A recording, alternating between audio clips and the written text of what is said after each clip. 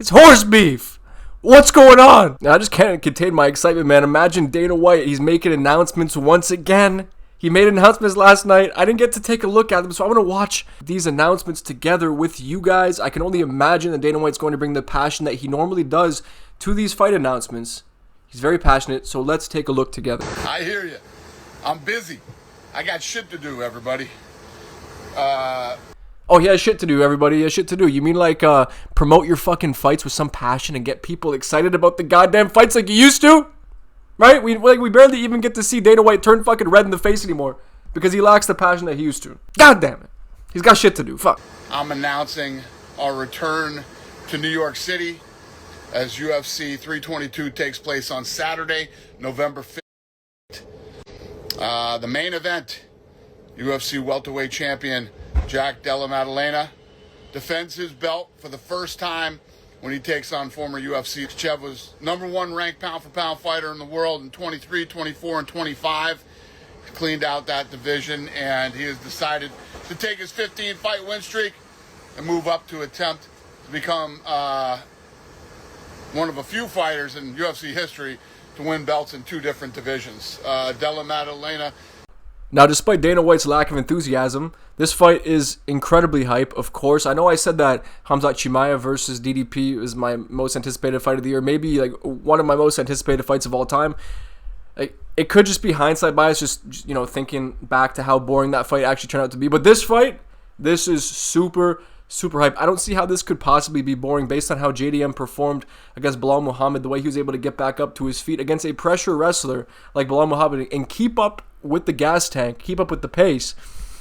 Oh boy, that made this fight so intriguing, even more intriguing than the Ilia Topuria-Islam Makhachev one in my opinion, just because of JDM's size, right? The size of JDM, he's a big welterweight. Islam's moving up. It's a pretty big jump from 155 to 170, right? It's a 15-pound gap. It's the biggest gap of any weight class, of course.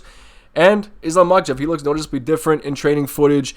He's putting on the weight, right? And there are many questions for Islam to answer, right? How will he look in the cage with that extra mass? Will he look as fast? Will he be as strong? Right? Will he be as physically imposing going in there against someone like JDM, who's a big welterweight? Like I said, I'm doubtful of that.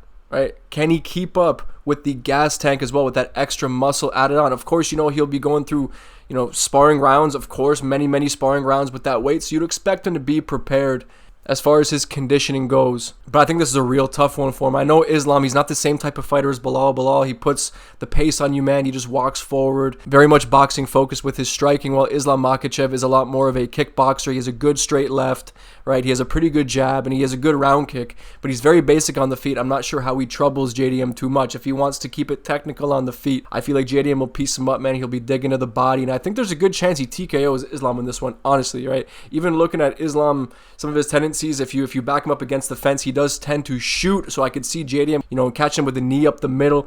I could see him digging to the body. And Islam Makhachev has shown to slow down. When he grapples heavily early on in the fight, he doesn't get you out of there. He does tend to slow. Not to any sort of considerable degree. He's still very technical, able to maintain near flawless technique, of course. But he hasn't been in there with someone like JDM who's digging to your body and punishing you and landing those long-winded combinations like that.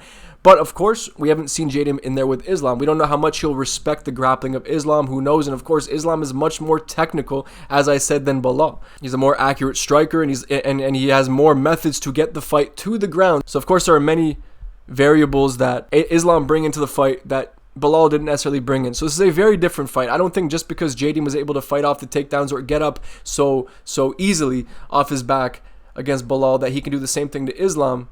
But it is a telling sign because Belal is a fantastic wrestler in his own right and puts a crazy pace, and JDM was able to keep up with it and did not freeze up like a lot of strikers usually do in the face of a strong wrestler like Belal Muhammad. JDM did not freeze up because he believed in his hands, he believed in his striking, and he believed in his ability to get up if he is taken down. Craig Jones, working with JDM for so many years now, I believe that'll only play to his benefit even more. Like, Craig Jones essentially wrote the blueprint on how to deal with this type of fighter, and we have multiple examples of it at the highest level. Like, I know Volkanovski didn't get the nod over Islam Makhachev, but I think everyone was surprised at how well he dealt with Islam on the ground. He essentially had no real submission attempts on Volkanovski. He wasn't able to do much and succeed with anything on the ground against Volk. And of course, Volk did have Craig Jones' help. And then we saw JDM against Belal Muhammad. Everyone was counting him out, and he came out there and looked like a completely different fighter than anyone expected him to look like, with the help of Craig Jones, of course.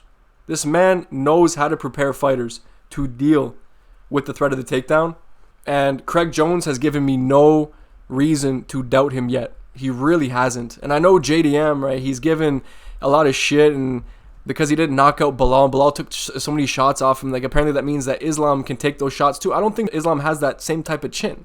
He really doesn't.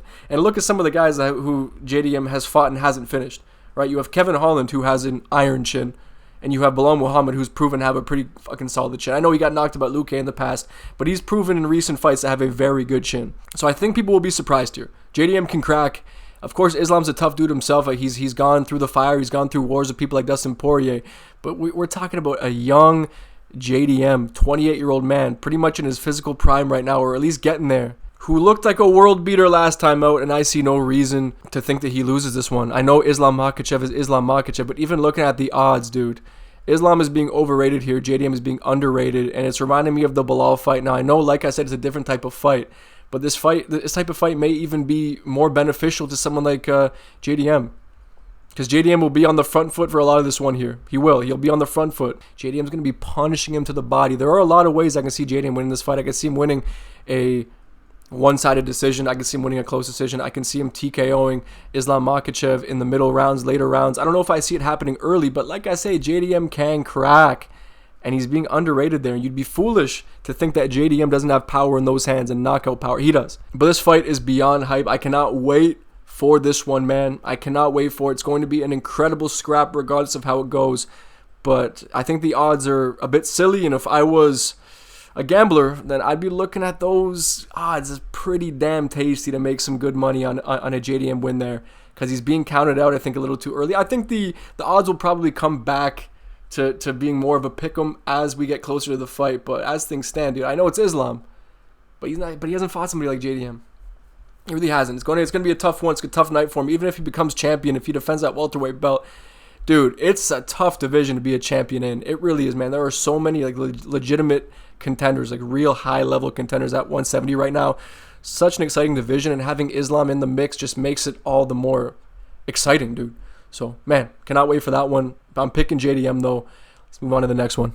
UFC strawweight champion Weili Zhang has accomplished all there is to accomplish at 115 pounds. So she's now going to vacate her title and move up and challenge Valentina Shevchenko for the flyweight championship in the co-main event of UFC 322. I love how Dana White is just completely reading everything off of a script with no soul whatsoever. It really paints the picture of a promoter who really knows his fighters. He really knows his fighters. He clearly knows his fighters very well because he has to read off of a script to, list off their rap sheet. It's very beautiful, and I love it. It really galvanizes me and gets me excited for these fights when Dana White reads off of his script with no energy. I really, really love it. But this fight is incredible. I love this fight. This is actually, besides probably Kayla Harrison and Amanda Nunes, this is the only women's fight that I could see headlining a pay-per-view and just not complaining about it whatsoever. Because this is probably the highest level fight in MMA between women, of course. This is the highest level fight to put on right now. Even more high level than Kayla Harrison and Amanda Nunes, I have to say. Because Kayla Harrison, she's not well-rounded whatsoever. Right? She's a one-trick pony, but of course that one trick is very effective. Amanda Nunes is quite well-rounded. But these two ladies are great everywhere the fight goes. Like, people thought that Tatiana Suarez would out-grapple Weili Zhang, myself included. Weili Zhang didn't have much trouble with her at all. And Valentina Shevchenko, I feel like she's kind of declined in recent years, right? And that's, to me, says that Weili Zhang is going to win this one. I don't know if she finishes Val. I really don't know, right? But this fight is so high level. This is like the female equivalent of what we got when Volk and Islam went at it the first time. This is that female equivalent. But Val's slowing down a lot, like I said, on the feet, right? The jab is still very quick. And she's not wearing shots as well as she used to as well. And she is starting to slow down in her fights. And she's getting bullied in the clinch by fighters like Manon Fiorot. But of course, Fiorot's a very big, physical lady, right? It's all she really fucking had in there. But this one's hype. I feel like it's coming a couple years too late. But I wouldn't be surprised if this is the last time that we see either of these ladies in the cage. Really, Zhang barely fights. Shevchenko doesn't fight very often these days either. Yeah, this is a good one for both of them. Like there's not really a contender for either of them to fight that really gets anyone excited. So this is the most logical fight to make at 125. Dude, this one's going to be awesome. This one is going to be awesome. It will. The grappling exchanges, the striking exchanges. But I know we've seen Shevchenko like ragdoll ladies coming up, like when Joanna Jędrzejczyk came up and she fucking ragdolled her like quite easily.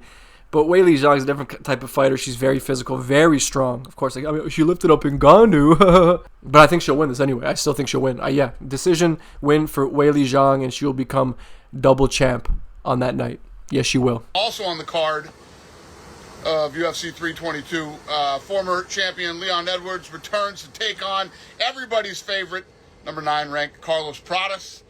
Carlos is an absolute fucking beast. Holy shit, what a stacked card that's going to be. I cannot wait for that. That's a crazy card. Edwards versus Prates on this one. Respect to Prates. He's been super, super active since he came in the UFC. And I'm having a hard time seeing how Edwards wins this one. I get there will be a lot of people picking Edwards because he's a former champion and, you know, everyone's expecting the y'all must have forgot moment. But Edwards has never really changed as a fighter. He's very complacent, very selective with his shots. He fights like a sniper, but he rarely snipes anybody, and I get that Prates won't come at him with the threat of the takedown and trouble him there, and maybe he won't freeze up as much. Maybe Edwards comes in here willing to let his hands go, but the more he lets his hands go, the more that he's just leaving himself open to get cracked with the left hand, because as much as he's given all this credit for being such a technical striker, he also makes a lot of mistakes defensively. Like every time he throws a left hand, that right hand is all the way down at his ankles, and he will be opening himself up. And I don't believe that Leon Edwards has the same footwork like an Ian Gary. Ian Gary, say what you want about him, but he is very, very good at maintaining distance and keeping the fight at his range and keeping the fight in his wheelhouse.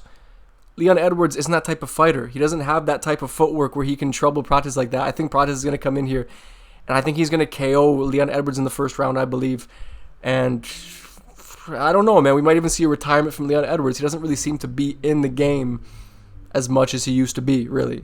I think we saw the best that we were ever going to see from Edwards, and it's now Prates' time. And yeah, first round KO for Prates here, I believe. Weili Zhang is vacating her title, so there will be a new UFC strawweight champion in Abu Dhabi as number 1 ranked contender. Verna Jandiroba takes on number 5 ranked Mackenzie Dern. This is a very high-level fight between two of the best grapplers in the division. Oh my god, yes! Finally, this one is announced, man. Jandiroba versus Dern 2 for the vacant World Strawweight Championship. And I think, shit, dude. Like, my logic is usually that the one who looks more like a dude gets my pick. So naturally, like, you'd expect me to pick Dern there, right over Jandiroba. But I'm picking Jandiroba here. She's bad as fuck. And I'm probably picking her because of that. My biases towards her. I love Jandiroba, dude. Like, let's just not get too much into it, but Jandiroba, I think, will get this one done. I know they fought before, and Dern beat her by decision. I don't know. Jandiroba, she's leveled up. Dern sucks on the feet. She's so bad on the feet. Like, if she had any way to trouble Jandiroba, then maybe I would think she'd cancel out the grappling and then just piece her up on the feet, but she's so bad on the feet. I think Jandiroba would actually get the better of her there. And on the ground, Jandiroba is a fucking octopus. So, and like, I get that Dern is also very high level, but I rate Jandiroba, man. But I get it. Maybe my attraction is clouding my judgment. But Jandiroba, I'm going to say third round submission. But I could also see this one going the full distance and this one being very sloppy and fucking hilarious to watch. So, yeah, whichever way, man. Whatever. Jandiroba by third round sub. Being added to UFC 321. Two of the best bantamweights. Number 2 ranked Umar Nurmagomedov takes on Mario Batista, who is ranked number 8. He's been grinding his way up in the rankings, and it's going to be a fun one, too. How funny would it be if Batista wins this one? Oh, please, I need it to happen. Listen, sometimes my bias gets in the way of my picks, and sometimes my desire to watch the Umar fans just cry their fucking eyes out like children. Oh, that we saw after Marab beat him up. Oh my god, the whining and the complaining and the excuses. I've never seen anything like it. I really haven't. and I need to witness it again. I do. I need to witness it again. So I'm gonna put it out in the universe and say Mario Batista is gonna beat him. He's gonna beat him. I think he can do it too, man. Like, I understand that picking Umar here is a logical pick. He's very good. He's very well rounded. But Batista, just based on how he beat Jose Aldo, he's been so underrated. I think he really showed his skill set against Patchy Mix. Of course, Patchy Mix also proved to be fucking shit on the night with no footwork or head movement, right? And of course, Umar is much better than Patchy Mix, and will probably end up wrestle fucking Batista to a decision. But my early pick is just Batista because it would be so fucking funny. He's the better of two evils, in my opinion. So Mario Batista by unanimous decision, let's say. But hey, man, Umar could definitely win that one. Let's just leave it at that. But of course, there were other fights announced, like Alexander Volkov and Jailton Almeida, which is a pretty fun fight. I think that was already announced beforehand anyway, but he did mention it on the stream. And also a pretty fun one, Alexander Rakic versus Murzakanov. Right? Cool fight. I'm of course going for Murzakanov on that one to KO Rakic, and I think that's honestly what will happen. And as far as Volkov and Almeida goes, I'm worried for Volkov, and that would be such a shame if he lost that one, because he should be in the place that Ciryl Gane's in right now. He should be fighting Tom Aspinall. Of course, he beat fucking Ciryl Gane. Is anyone going to argue that was such a blatant robbery? I don't think anyone will have an argument there. But yeah, there's those fights, I guess. And then, of course, Dana White does go on to say that the White House card is going to happen as well. And I guess in the moment when I first heard about that news, I was a little bit hyped there. But the more I've thought about it, the more I just don't give a shit. I feel like it's going to be just like contain the most tomfoolery of any UFC card ever, and just be the most scripted piece of shit event we've ever seen. I can only imagine that would be the type of card we see at the White House. I don't know. Sure. If it's a cool card, I will definitely... I mean, I'll tune in regardless. But if it's a great card, I'll be hyped. But let's see. If it's at the White House, you'd expect it to be a pretty fucking hype card. But let me know in the comment section below what you think about that, what you think about all the fights announced, what you think about whatever your fucking thoughts are about anything in life. Just let me know in the comment section below, and I will read all of your comments. I love to read the comments, guys. Please. So as always, let me know what you think of the video in the comment section below. And as always, I appreciate you watching, and I'll see you in the next one.